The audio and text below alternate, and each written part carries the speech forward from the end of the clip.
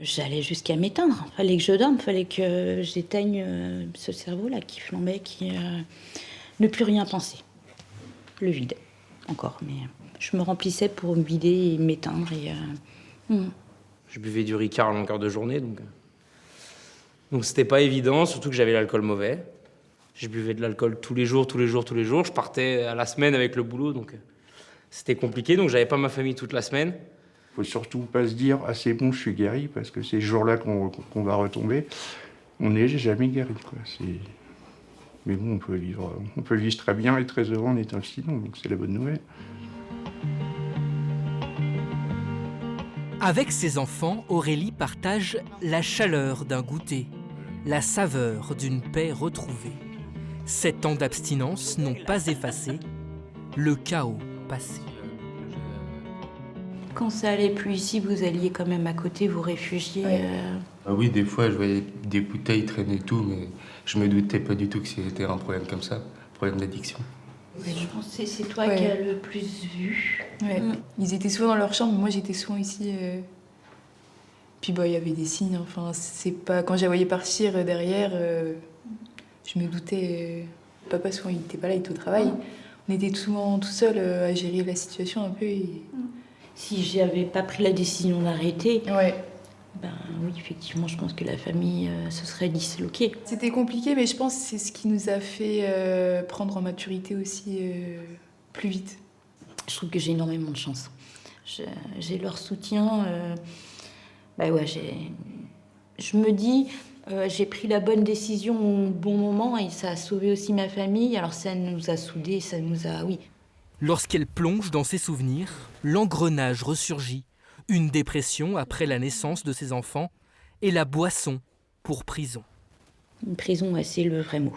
Parce qu'on souffre sans pouvoir mettre de mots.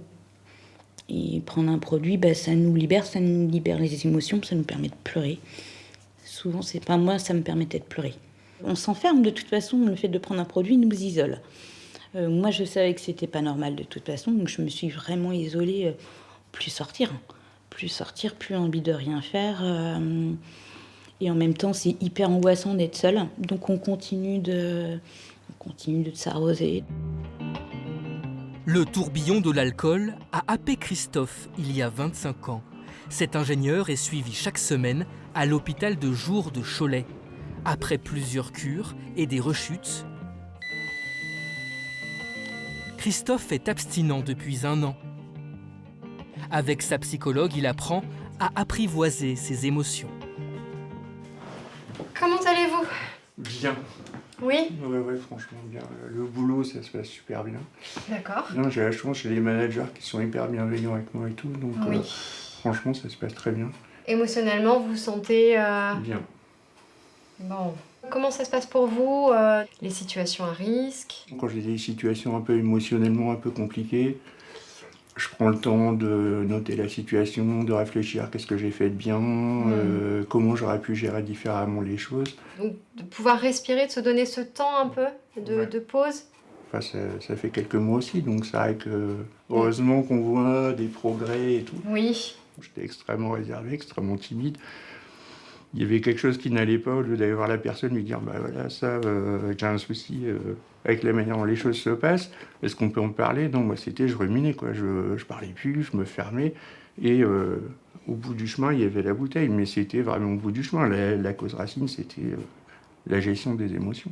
C'est une maladie chronique, et donc ça va être fait d'avancées, de recul, de faux pas. C'est pas nous qui faisons le gros du travail, je veux dire, en tant que soignants. On lève un petit peu des leviers, on note des choses, on le nomme aussi aux personnes qui sont en face de nous pour qu'ils se rendent compte des choses, mais c'est vraiment un travail personnel.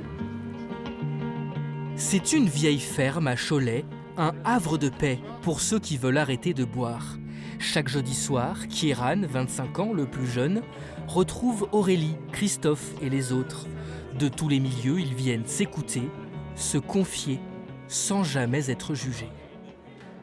Ce qui m'a sauvé, c'est de le dire à tout le monde. Moi, j'ai fait ce choix du jour au lendemain, quand j'ai accepté que j'étais malade aussi, de l'alcool.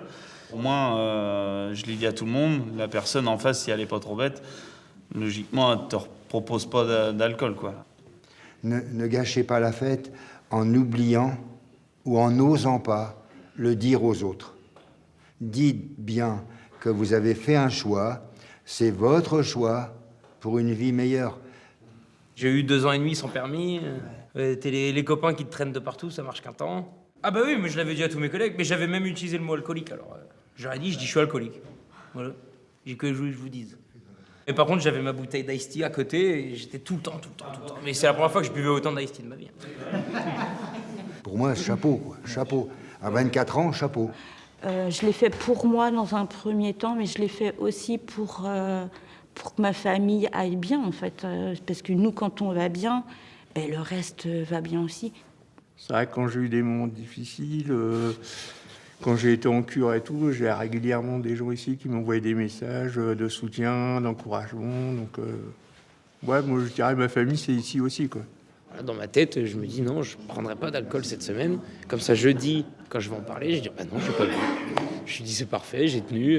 Le fait de parler, ça libère, hein, mine de rien. Donc, comme avec un psy. Donc c'est pour ça que moi je le considère comme mes psys tous, les 40 qu'il y a, c'est mes psys perso, gratuits. On n'est pas médecin, on ne le sera jamais, on n'est pas soignant, moi je ne le serai jamais, c'est sûr. Par contre, on a un taux d'écoute qui est assez fort, d'empathie, de bienveillance, de respect, de confidentialité. Enfin, ce sont des mots forts. Créé il y a 60 ans, ce groupe de parole est l'un des plus actifs de France. C'est excellent même sans alcool. Dans une région viticole, les Pays de la Loire, où la consommation d'alcool chez les hommes, comme chez les jeunes, est la plus élevée du pays.